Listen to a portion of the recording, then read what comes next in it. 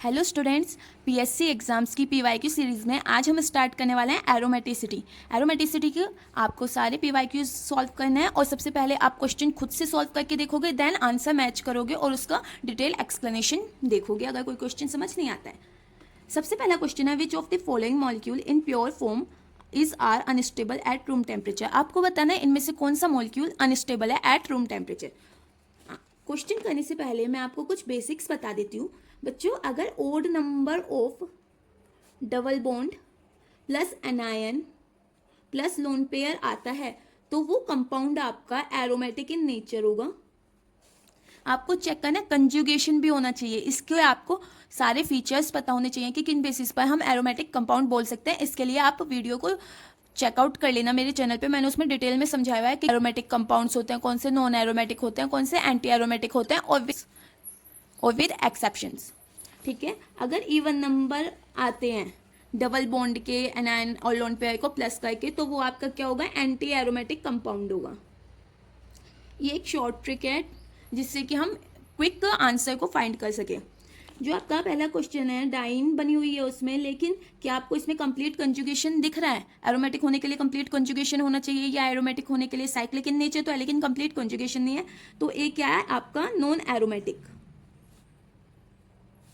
B cyclobutadiene, count कीजिए double bond 1 2, even number है तो ये क्या हो गया, एंटी एरोमेटिक। थर्ड देखिए बच्चों, ये जो कीटो ग्रुप है इसे चार्ज की फॉर्म में लिखेंगे हम, माइनस पॉजिटिव। जिसका इलेक्ट्रोनेगेटिविटी ज्यादा उसकी तरफ माइनस चार्ज लगाना है, जिसकी इलेक्ट्रोनेगेटिविटी कम उसकी तरफ पॉजिटिव चार्ज लगाना है। तो इस बेसिस पे आप क्या बोलोगे, 1 2 3, ये क्या है, एरोमेटिक। हम जानते हैं कि सबसे ज्यादा अनस्टेबल कंपाउंड कौन सा होता है, एंटी एरोमेटिक। तो इसका आंसर आपका बी हो जाएगा, क्योंकि साइक्लोब्यूटाडाइन जो है वो एक एंटी एरोमेटिक कंपाउंड है जो हाईली अनस्टेबल इन नेचर होता है। ये आपका राजस्थान सेट एग्जाम में पूछा गया था 2023 में। अब है, which of the following compound is not aromatic according to Huckel 4n+2 rule. हम जानते हैं कि जो एरोमेटिक कंपाउंड्स होते हैं वो 4n+2 रूल फॉलो करते हैं और जो एंटी एरोमेटिक कंपाउंड होते हैं वो 4n रूल फॉलो करते हैं। ठीक है, एंटी एरोमेटिक तो 4n रूल फॉलो करते हैं और एरोमेटिक आपके 4n+2 रूल फॉलो करते हैं। तो इस क्वेश्चन को करने के लिए आपको सबसे पहले इन सबके स्ट्रक्चर पता होने चाहिए। सबसे पहले हम बनाएंगे पिरिडीन का स्ट्रक्चर।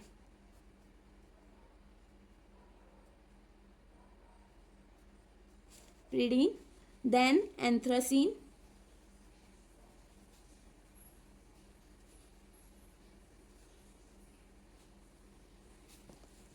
देन है आपका पायरोल,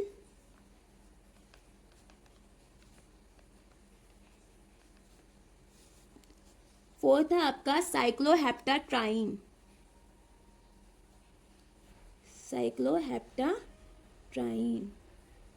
ये आपका साइक्लोहेप्टाट्राइन हो गया। अब बच्चों देखो, जो पिरिडीन होते हैं उसके जो नाइट्रोजन के पास लोन पेयर होते हैं वो लोकलाइज्ड होते हैं, वो डिलोकलाइजेशन नहीं होते, रिंग में कंजुगेशन शो नहीं करते, तो इसलिए आप इसमें लोन पेयर काउंट नहीं करोगे।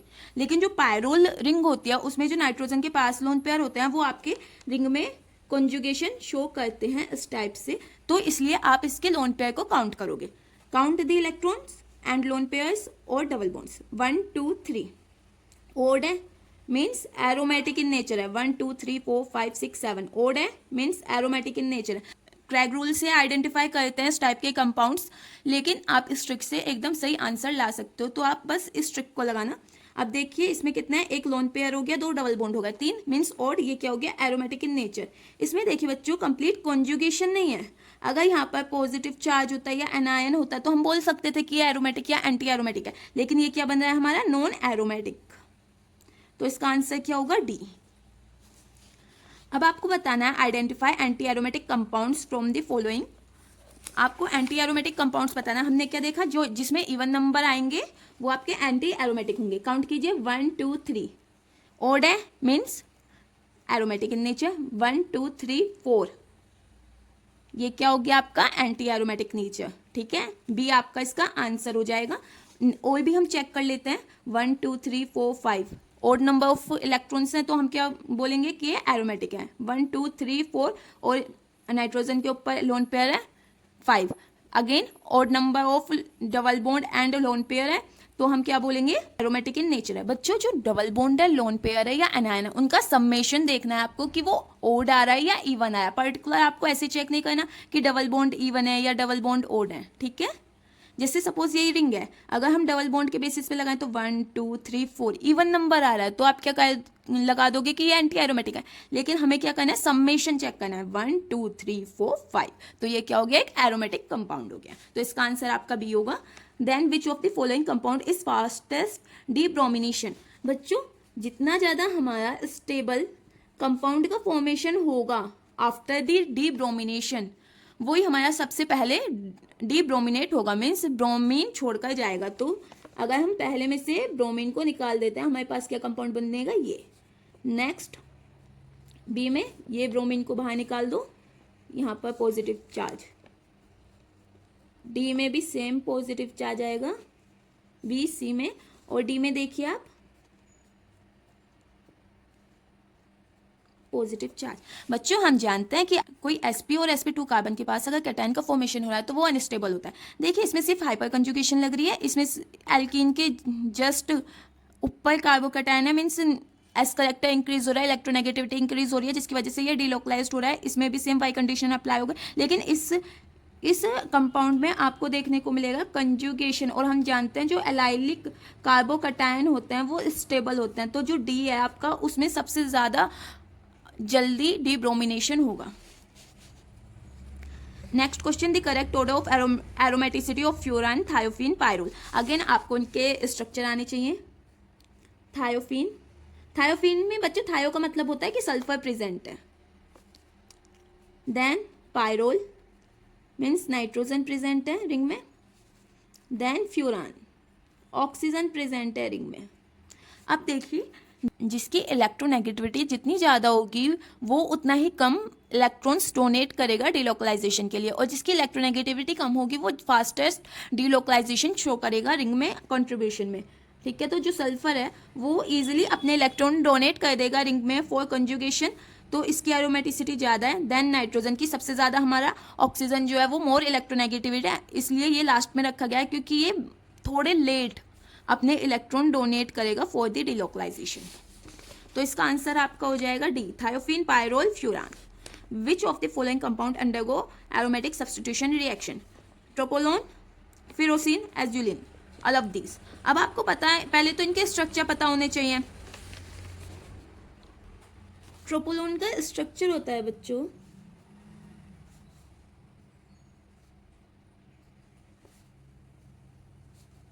ये आपका ट्रोपोलोन का स्ट्रक्चर है।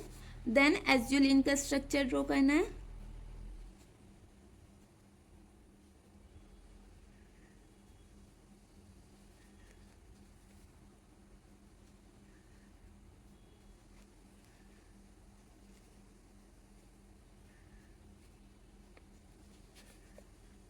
ये आपका एजुलिन का स्ट्रक्चर हो गया।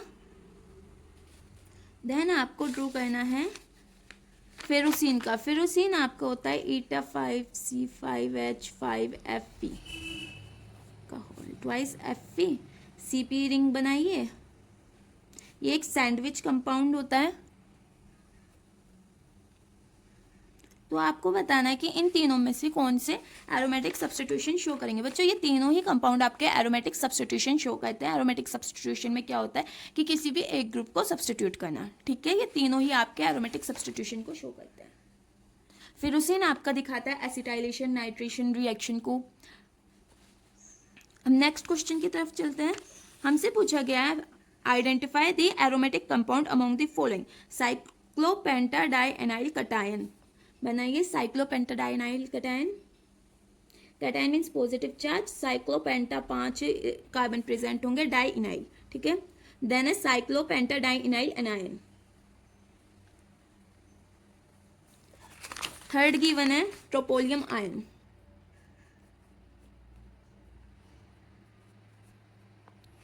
ट्रोपोलियम आयन इन्होंने ये नहीं बताया कि पॉजिटिव चार्ज लेना है या नेगेटिव, हम पॉजिटिव ले लेते हैं। अब इन तीनों में से आइडेंटिफाई कीजिए कौन सा एरोमेटिक कंपाउंड है। 1 2 इवन नंबर है, यानी ये क्या है, एंटी एरोमेटिक। 1 2 3 aromatic, 1 2 3 aromatic. तो आपका जो ऑप्शन सी है वो करेक्ट हो जाएगा, सॉरी जो ऑप्शन डी है वो करेक्ट हो जाएगा, tropylium ion and cyclopentadienyl anion. Next question पूछा गया आपसे, benzene can be trapped by which of the following. देखिए बच्चों, बेंजीन का ट्रैप्ड, पहले आपको बेंजाइन पता होना चाहिए। बेंजाइन होता क्या है? बेंजाइन में एक एक्सटर्नल डबल बॉन्ड प्रेजेंट रहता है, और ये जितने भी हैं ये सब क्या है? डाइन है। ये भी डाइन है, ये भी डाइन है, ये भी डाइन है। तो ये क्या करते हैं? ये साइक्लो एडिशन को फेवर करते हैं। जब आप पेरिसाइक्लिक रिएक्शन पढ़ोगे तब आप इसे डिटेल में पढ़ोगे, समझोगे कि ये किस टाइप से रिएक्शन होती हैं। ये हमारा, मैंने पहला स्ट्रक्चर ड्रॉ करा है, इसको अपर साइड ले दिया। देन ये हमारी क्या है? बेंजाइन।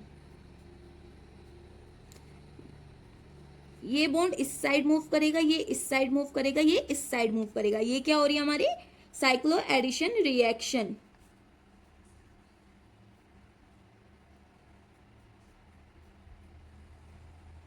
ये आपका आंसर आएगा इसमें। ठीक है बच्चों। नेक्स्ट अगेन इन दोनों डाइन के साथ कराना है, इसमें इन दोनों के साथ कराना है। जैसे फ्यूरान का केस है, इसमें आप ऐसे लिख लेना फ्यूरान को ऐसे, इससे हमें इजी रहता है रिएक्शन को कैरिड आउट कराने में। तो इसका ऑप्शन हो जाएगा डी। सेकंड को आप खुद करना, ये वाली जो रिंग है इनके साथ, ये मिडल रिंग जो है इसके साथ साइक्लो एडिशन शो करेगा क्योंकि ये एक डाइन है। 9th क्वेश्चन में आपसे पूछा गया है which of the following is aromatic. इसमें 1 ए आपका आंसर हो सकता है, बी देखिए 1 2 इवन नंबर है तो ये क्या हो गया? Anti aromatic. इसमें देखिए 1 2 3 ये क्या है? एक एरोमेटिक। ओड नंबर है क्योंकि, तो इसका आंसर डी हो जाएगा, A and C both. Next question है आपका, choose the correct statement with regard to concept of aromaticity. Aromaticity lecture जब मैंने आपको समझाया एक्सेप्शन के साथ, तो मैंने उसमें आपको फीचर्स भी बताए थे, कौन कौन से फीचर्स एरोमेटिक कंपाउंड्स फॉलो करता है, तो आप उस लेक्चर को देख सकते हो। The aromatic compound should show appreciable deshielding of peripheral proton in its NMR spectrum. बिल्कुल सही है। The aromatic compound should be planar, हाँ जी प्लेनर होना चाहिए, कंजुगेटेड होना चाहिए और साइक्लिक पॉलीन होना चाहिए, कि ये भी आपका स्टेटमेंट सही है। Aromatic compound should possess high resonance energy, exactly ये भी आपका आंसर सही है। तो इसका ऑप्शन क्या हो जाएगा? डी। बच्चों जो जितनी ज़्यादा एरोमेटिक कंपाउंड की रेजोनेंस एनर्जी होगी वो उतना ही ज़्यादा स्टेबल इन नेचर होगा। नेक्स्ट क्वेश्चन है which of the following compound is aromatic. आपको इन चारों कंपाउंड में से बताना है कि कौन सा एरोमेटिक है। काउंट कीजिए, देखिए इसमें तो कॉन्जुगेशन ही कंप्लीट नहीं है तो इसे हटा दीजिए, ये नॉन एरोमेटिक इन नेचर होगा। 1 2 3 4 5 ये एरोमेटिक है भी। साइक्लो ऑक्टाट्राइन जो होता है बच्चों, ये आपका एंटी एरोमेटिक नहीं होता, ये एक एक्सेप्शन केस है। 1 2 3 4 डबल बॉन्ड है, मैंने क्या बोला था? इवन होगा तो वो क्या हो जाएगा? Anti aromatic. लेकिन जो साइक्लो ऑक्टाट्राइन होता है, टेट्राइन होता है, वो साइज में बड़ा होने की वजह से एक टब शेप फॉर्म कर लेता है लाइक दिस, और ये नॉन एरोमेटिक इन नेचर होता है, तो इसे याद रखना। देन ये क्या है आपका? एक sp3 सेंटर है, तो कंप्लीट कंजुगेशन नहीं है, तो डी भी आपका आंसर नहीं है, तो इसका आंसर क्या हो गया? B. Which of the following is not a requirement for aromaticity. Structure must be, आपको बतानी है कि इनमें से कौन सी रिक्वायरमेंट नहीं होनी चाहिए एरोमेटिसिटी में। Structure must B planar, exactly structure planar होना चाहिए। मॉलिक्यूल मस्ट बी बाइसाइक्लिक, नहीं ऐसा कोई कंसेप्ट नहीं है, ऐसी कोई इसकी रिक्वायरमेंट नहीं है कि मॉलिक्यूल जो है उसे बाइसाइक्लिक होना चाहिए। हमने तो बेंजीन को भी देखा है, वो तो सिंपल साइक्लिक इन नेचर है, वो तो एरोमेटिक होता है, तो बी आपका इसका आंसर हो जाएगा। और भी ऑप्शंस चेक कर लेते हैं। जो आपके एरोमेटिक कंपाउंड्स होते हैं वो 4n+2 pi electrons rule follow करते हैं, एग्जैक्टली ये सही है। Each atom in ring must have hybridised p orbital, ये भी सही है। तो इसका आंसर क्या हो जाएगा आपका? बी, कि मॉलिक्यूल बाइसाइक्लिक होना चाहिए, ये कोई जरूरी कंडीशन नहीं है। देन आपको करना है 13 question, which of the following structure represent an aromatic compounds. आपको इसमें से बताना है कि कौन सा एरोमेटिक कंपाउंड्स है, इसे आप अपने आप कीजिएगा। देखिए इसमें जो सेंटर है वो sp3 हाइब्रिडाइज्ड है, sp3 हाइब्रिडाइज्ड सेंटर है, कंजुगेशन नहीं है कंप्लीट, तो ये तो नॉन एरोमेटिक हो गया। इसमें चार समेशन आएगा तो ये क्या हो गया? एंटी एरोमेटिक हो गया। इसमें diene 1 2 3 it can be aromatic, but हमारा बच्चों सी ऑप्शन इसलिए नहीं है क्योंकि हमारी पहली कंडीशन है एरोमेटिसिटी में कि जो कंपाउंड है वो साइक्लिक इन नेचर होना चाहिए, तो हम सी को नहीं बोल सकते कि ये एरोमेटिक इन नेचर है। लेकिन डी जो है वो साइक्लिक इन नेचर है। 1 2 3 ऑक्सीजन का एक लोन पे आप काउंट करोगे तो 3 एडिशन आएगा, तो 3 क्या होता है? ऑड नंबर होता है, तो ये क्या हुआ? एरोमेटिक इन नेचर हो गया। What is the correct order of aromaticity for the following compounds. तो हमने देखा थायोफिन फ्यूरान पायरोल का हमने पहले ही देख लिया है, लेकिन जो बेंजीन होती है उसकी एरोमेटिसिटी सबसे ज़्यादा होती है, क्योंकि उसमें कोई भी अदर इलेक्ट्रोनेगेटिव एटम इलेक्ट्रॉन्स या लोन पेयर्स डोनेट नहीं कर रहा है, कि जिसकी वजह से कंजुगेशन इंक्रीज हो। उसके पास खुद के इलेक्ट्रॉन्स है, तो कंजुगेशन रैपिडली होता रहता है। नेक्स्ट आपका क्वेश्चन है, according to Huckel what is true for following compounds respectively. आपको इन तीनों में से बताना है कि ये कौन कौन से कंपाउंड है। इस क्वेश्चन को आप अपने आप प्रैक्टिस करोगे। नेक्स्ट है एंटी एरोमेटिक कंपाउंड्स। बच्चों आपको एक प्रॉब्लम होगी कि हमें कैसे पता चलेगा कि कंपाउंड जो है वो हमारा प्लेनर है। जो भी sp या sp2 हाइब्रिडाइज सेंटर होते हैं वो हमेशा प्लेनर इन नेचर होते हैं, तो it should be planar. Exactly bonding molecular orbital are fully occupied, ये भी आपका ऑप्शन सही है। Anti bonding molecular orbital present होती है एंटी एरोमेटिक कंपाउंड्स में, ये भी आपका स्टेटमेंट सही है, तो इसका आंसर हो जाएगा D, all of these. Then 17 question आपको अगेन खुद से करना है। ये नेगेटिव चार्ज है, इसे आप काउंट करोगे, इसमें नेगेटिव चार्ज काउंट करोगे। देखो 1 2 इवन नंबर आ रहा है, तो ये क्या बन गया, एंटी एरोमेटिक। इसमें देखिए 1 2 एंटी एरोमेटिक। एरोमेटिक आपको कौन सा कंपाउंड बताना था, एरोमेटिक, तो इसका ऑप्शन हो गया D. Thank you for more videos, like share and subscribe my channel.